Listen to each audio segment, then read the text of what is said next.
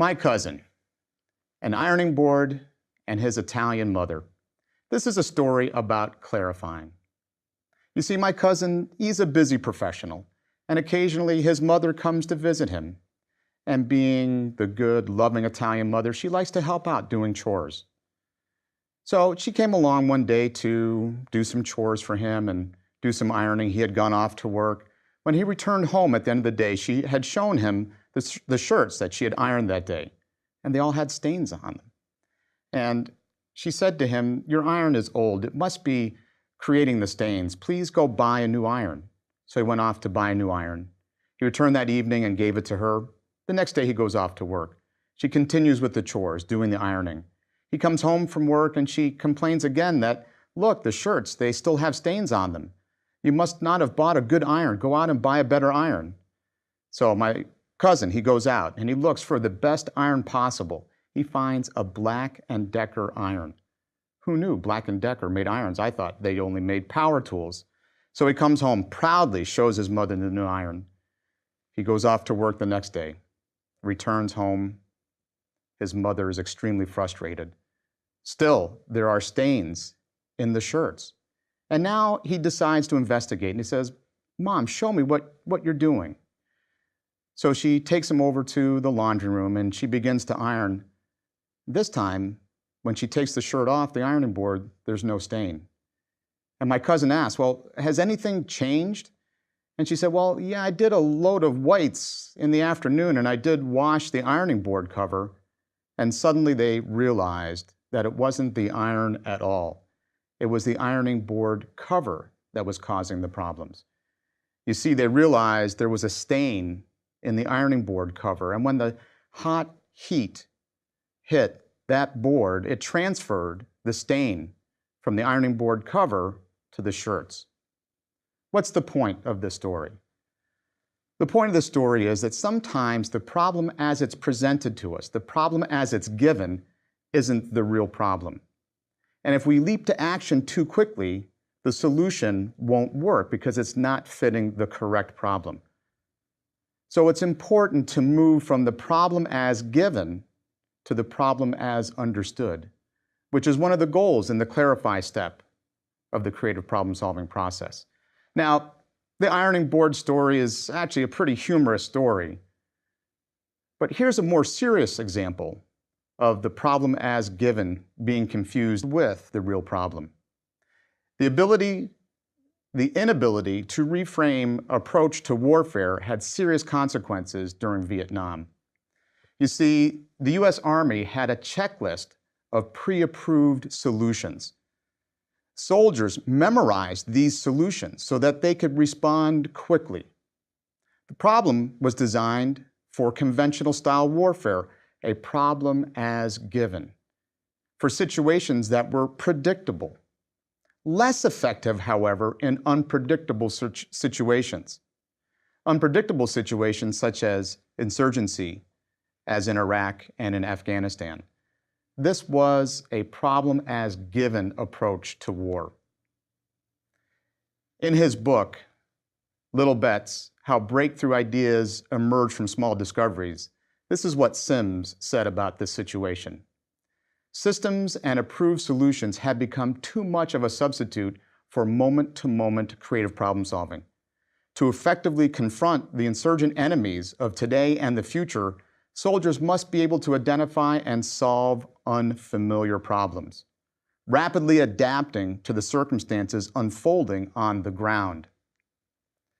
How did the Army arrive at this pre-approved set of solutions, this problem as given approach to warfare, assuming that all the problems could be predicted in advance and therefore solutions could be identified in advance? Well, it goes back to the Cold War. You see, the Soviet Union had a powerful ground force, formidable and predictable. The US military created doctrine, pre-approved solutions to manage large operations against such a foe.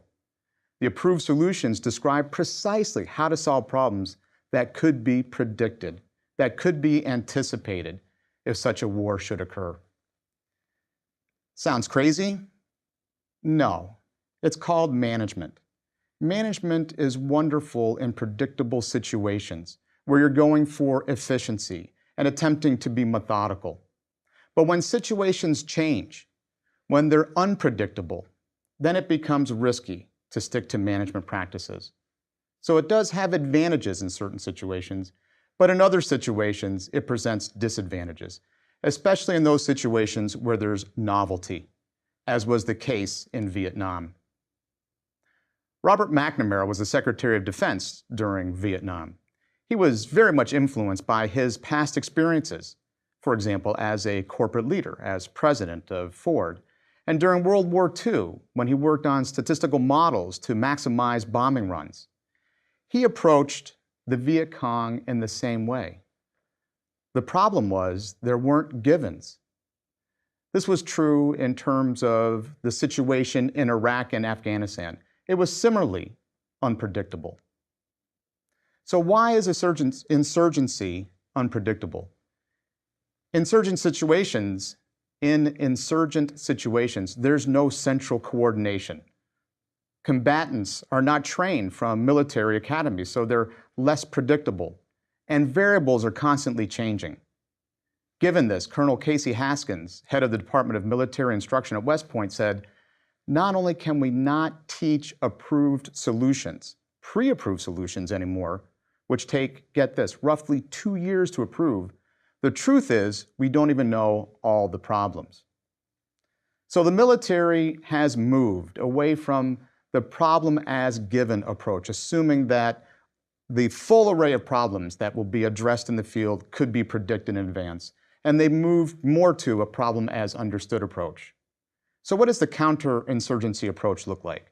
What is this new process that soldiers go through? Well, when soldiers arrive to a new city, they meet with the local tribe elders to learn about the nature of the insurgent enemy. They live inside of the city, immersing themselves in the population. This helps to understand the local power structure. And they experiment with different ways of gaining information. Sounds to me like they spend a lot of time in clarifying.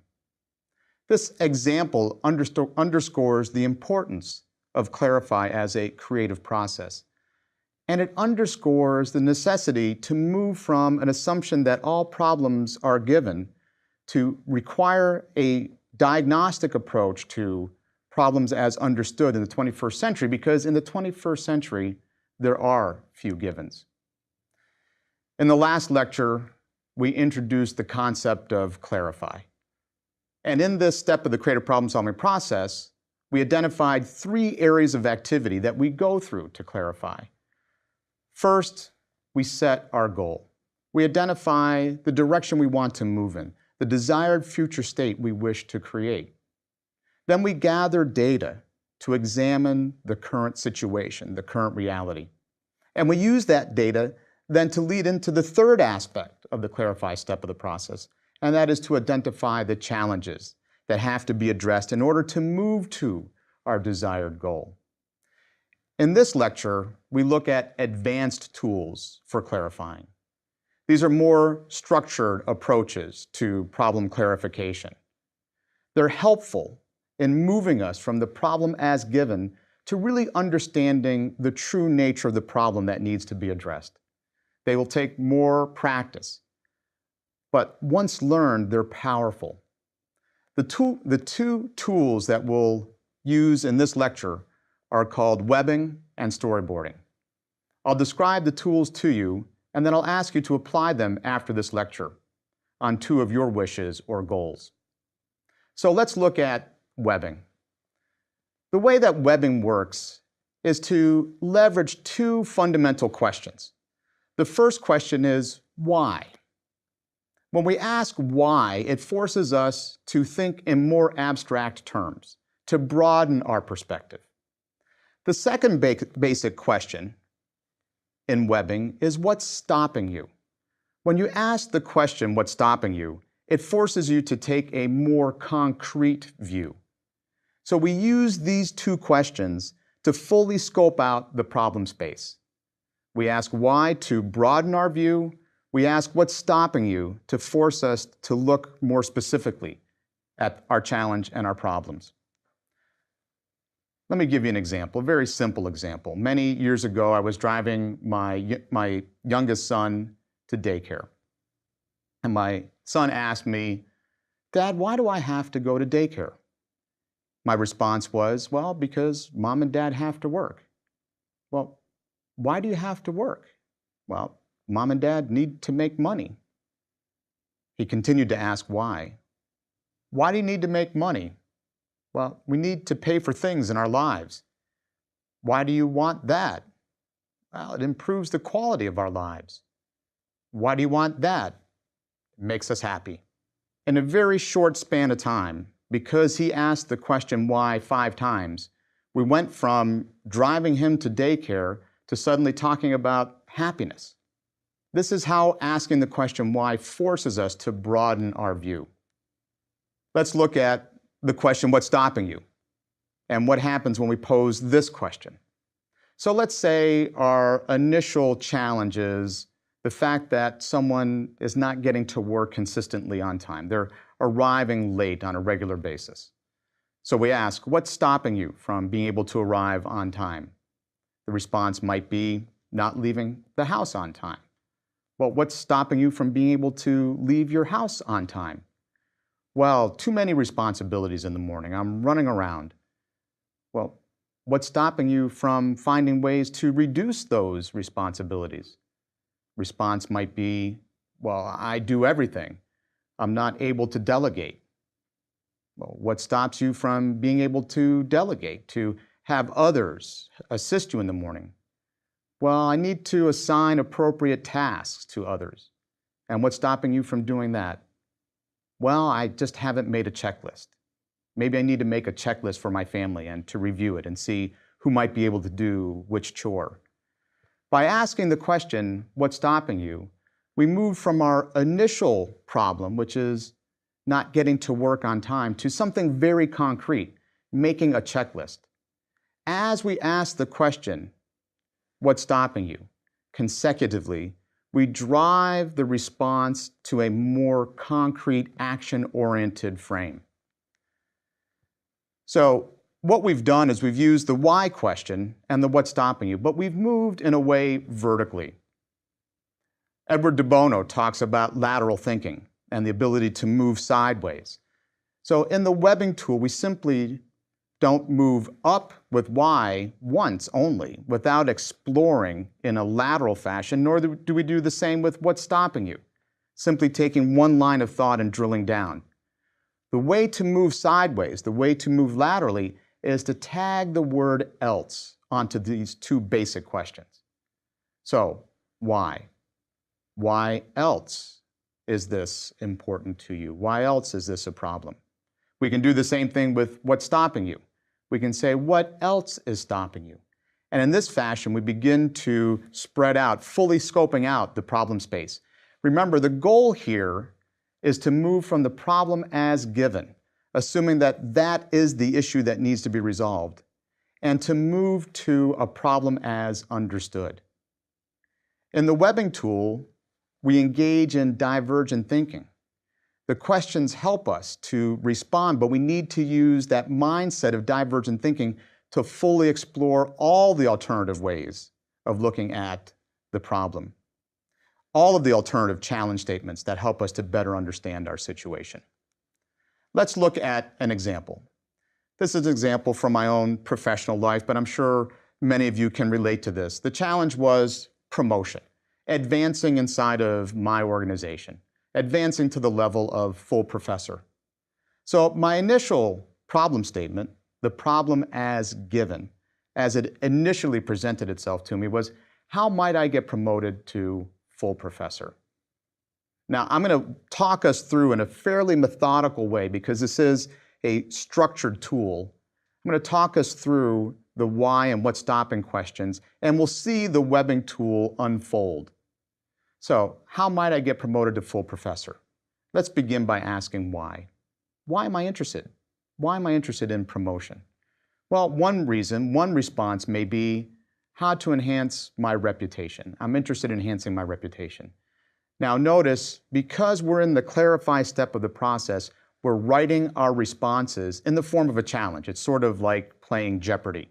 When you provide a response in Jeopardy, you have to phrase it as a question.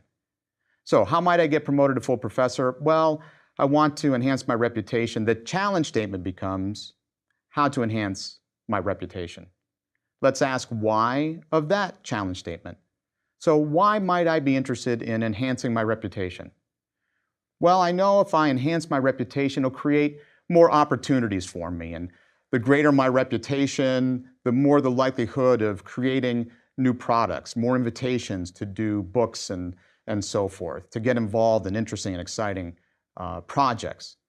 So with that answer, perhaps my new challenge statement is how to create more products. Let's return to the initial challenge statement. How might I get promoted to full professor? Now let's move laterally. Let's tag the question else onto why, because there are probably other reasons for my desire to get promoted to full professor. So let's ask the question, why else might I be interested in getting promoted to full professor? So a new response, moving laterally, might be, gosh, with promotion comes an increase in salary. So we take that response, again, we always phrase these eventually as a challenge statement. So my response was, well, it'll increase my income. My new challenge statement becomes, how might I make more money? Well, why are you interested in that? Well, the response might be, I'm concerned about being able to afford retirement. That becomes a new challenge statement, how to afford retirement. Let's return to the initial challenge statement. How might I get promoted to full professor? Let's ask why else again. Why else might I be interested in getting promoted? Well, perhaps I want to attract more graduate students. I want to get into mentoring relationships. And by being promoted to full professor will give me a greater opportunity as a senior faculty member to work more with graduate students. So my new challenge statement becomes how to engage in mentorships. Why might I be interested in that? Well, I want to leave a legacy. New challenge statement becomes, in what ways might I leave a legacy? Now, let's return. We've explored briefly, and that was only a brief example, but hopefully you get the sense for how to ask why, branching out, moving up, and laterally. Let's ask the question, what's stopping you? Now, remember, when we ask the question, what's stopping you, it's going to force us to think in more concrete ways about this challenge, this problem area. So, what's stopping me from getting promoted to full professor? Well, it may be I'm not able to secure really good letters of support. So perhaps my challenge is how to secure letters of support. Now we can ask what's stopping you in relationship to this new challenge statement. So what's stopping you from getting letters of support? Well, gosh, maybe I'm not very good at networking. I'm too introverted. So our new challenge statement becomes how to network more. What else might be stopping me? Now we can go back to securing letters of support and ask, what else to this challenge statement? Well, I haven't participated in many conferences. So the new challenge statement becomes how to participate in more conferences. Let's go back to the initial challenge statement. Let's ask, what else is stopping you to branch out from the initial challenge statement? So the initial challenge statement was, how might I get promoted to full professor? What else is stopping you? Well, I haven't kept my resume, my curriculum vitae up to date. I've fallen way behind. Okay, the challenge statement becomes how to keep your resume, your curriculum vitae up to date. Is there anything else that's stopping you? Well, sure, gosh, I haven't published enough. So now a new challenge statement becomes how to publish more. Well, what's stopping you from publishing more? No time. New challenge statement, how to find time to write. This is a very quick example. We start with an initial problem statement, the problem as it's initially given to us, as it is initially presented to us. And our goal is to branch out, to fully scope out the problem space by asking the question why else, what's stopping you, and what else is stopping you. In your guidebook, you've been provided with a worksheet. This will help you as you move through this tool in a methodical way. As you become more proficient with this tool, don't let the worksheet limit you. It's there only initially to give you a hand. I had a funny reaction one time doing a training program with a group of teachers in which I had taught them this webbing tool. I had walked them through an example. We started with an initial challenge statement, and when we were done, we had a large set of challenge statements. And immediately, when I had completed the exercise, one teacher called out, "Oh my God, I would never do this. I would never use this tool." And I asked why, and she said, "Well, I started with one challenge, and now I have 30. How would you respond to that?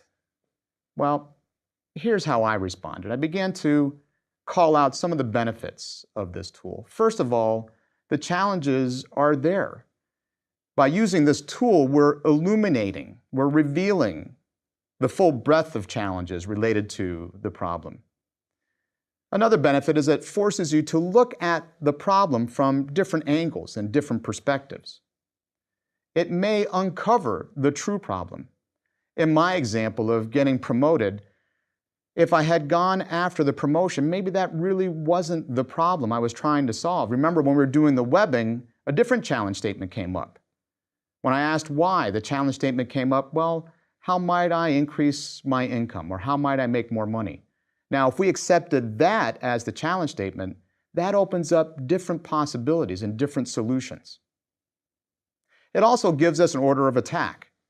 Sometimes in order to resolve a complex problem, there are multiple challenges that need to be addressed. And by looking at the web, you can begin to identify perhaps a sequence. It also shows the relationships among the challenges, so that if you tackle one challenge and you resolve that challenge, it may have a positive knock-on effect and solve other challenges. Remember, when we're doing the webbing tool, in order for the webbing tool to work, we have to look at all the options. So when we first begin using the webbing tool, we're putting evaluation off to the side. We're suspending our judgment. We're striving for quantity, trying to generate many challenge statements. We're seeking novelty, so we're looking for unusual perspectives. Then we shift to convergent thinking. So our first phase in terms of using the webbing tool is to engage in divergent thinking. Then when we think we've fully fleshed out the problem space, then we shift to convergent thinking. And hopefully by fully exploring this, you'll move from the problem as initially given to a better understanding of the problem. Let's look at another tool that helps us to do this. It's called storyboarding. It's a visual tool designed to tell a story in a visual sequence. Many credit Walt Disney with creating this tool. Certainly Disney used this tool. But he credits an animator, Webb Smith, who sketched scenes on separate pieces of paper and posted them on a bulletin board in a sequence. And that's how it became known as storyboard. Others say it started with silent movies and soon became the industry standard for pre-visualization to help create the scene in our minds before going to actual filming. Gone with the Wind was the first live-action film to be completely storyboarded. When you think of a storyboard, think of a cartoon strip with panels. That's essentially what a storyboard looks like.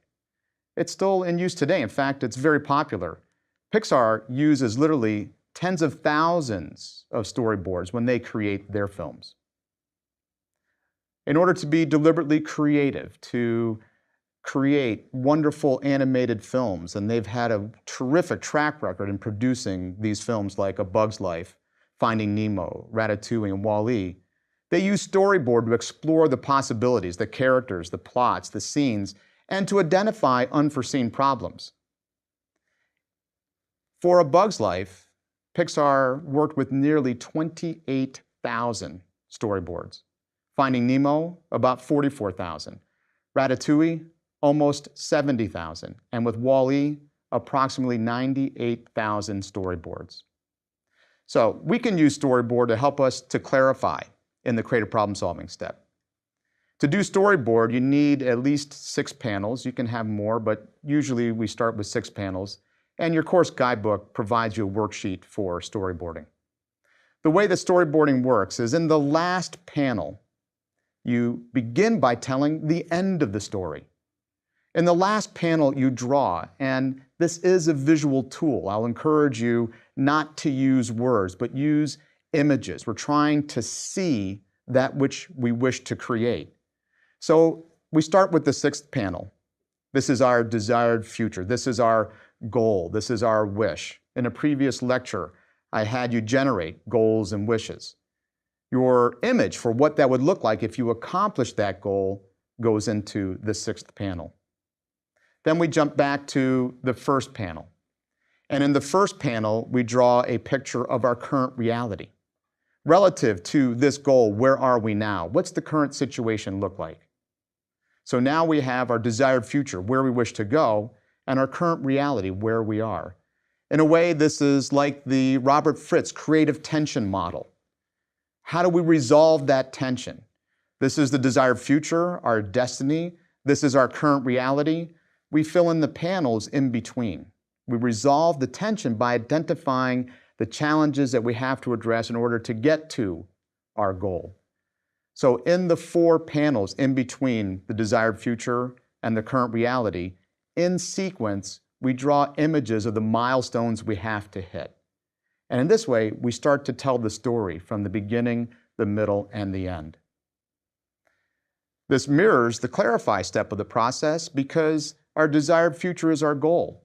The current reality exemplifies the data related to the current situation. And the 4 panels in between give us insight into the challenges that we have to address in order to get to our desired future. Let me share an example with you. This is an example of a graduate student of mine. She had completed all of her coursework and then hit the wall when it came to completing her project, which she needed to do in order to graduate with her master's degree. So she decided to use storyboarding.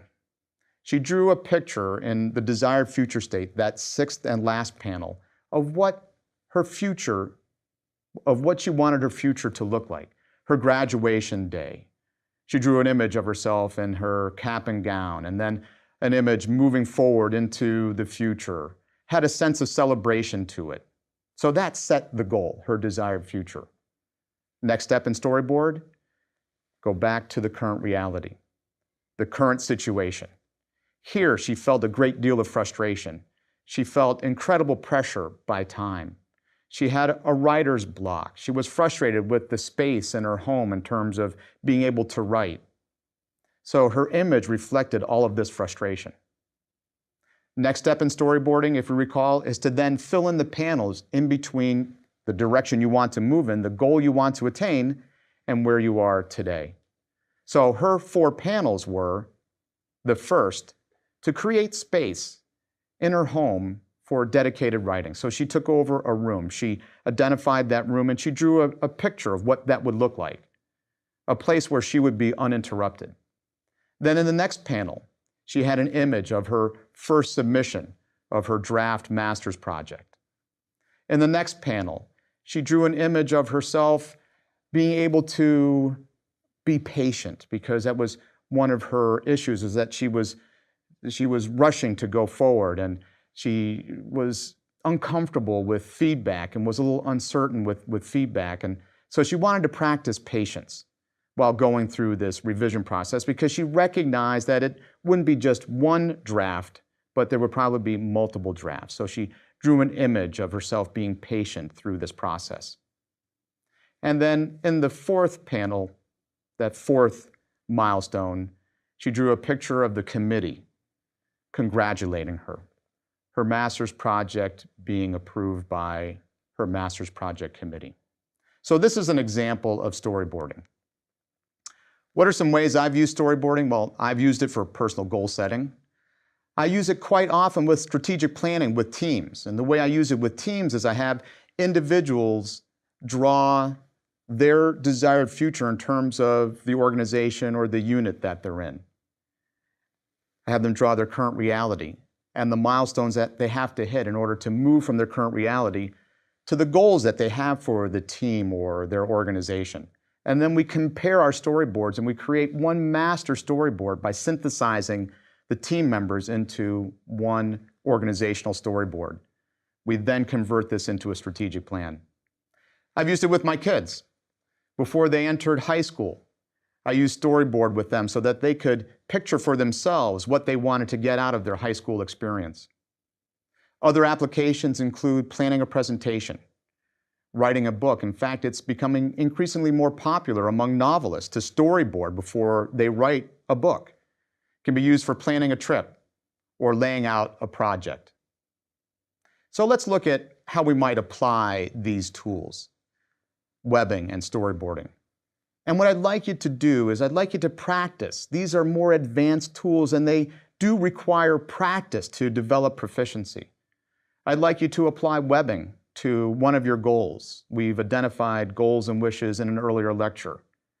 Put that goal or wish into the middle of the webbing worksheet and ask yourself why and why else, to branch out and to look at it from a more global, abstract level. Then return and ask yourself, what's stopping you? What else is stopping you? To get a more concrete view of that challenge. With Storyboard, take one of your goals, put it into the 6th panel like Diane did.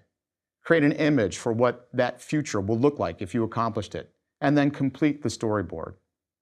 Now, these tools can be applied formally, as I'm suggesting that you do, but they can also be applied informally. They can be applied in discussions.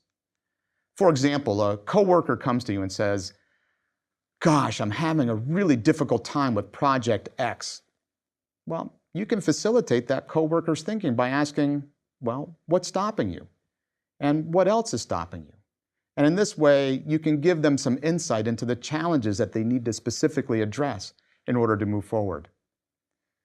Someone comes to you and says, I need to do X.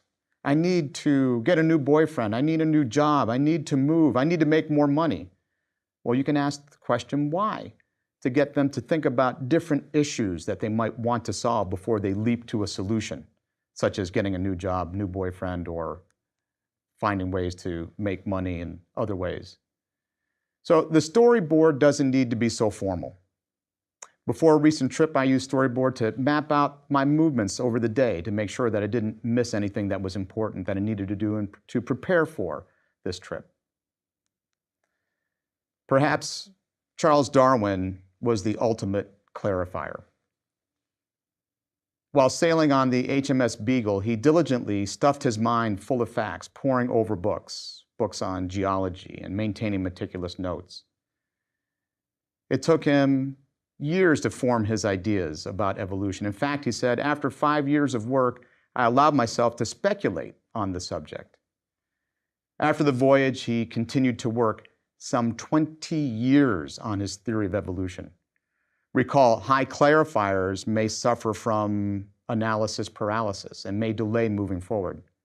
Perhaps Darwin would have not gone forward if it hadn't been for a letter he had received from Alfred Russel Wallace, in which he had mentioned that he was about to go public with a theory that was very similar to Darwin's theory. This prompted Darwin to move to action. The risk of over-clarifying is analysis paralysis. Darwin was forced to eventually move forward. Eventually, we have to stop clarifying. Eventually, we move further into the creative process. And from clarify, once we identify the challenge or the challenges that need to be addressed, we move into the ideate step.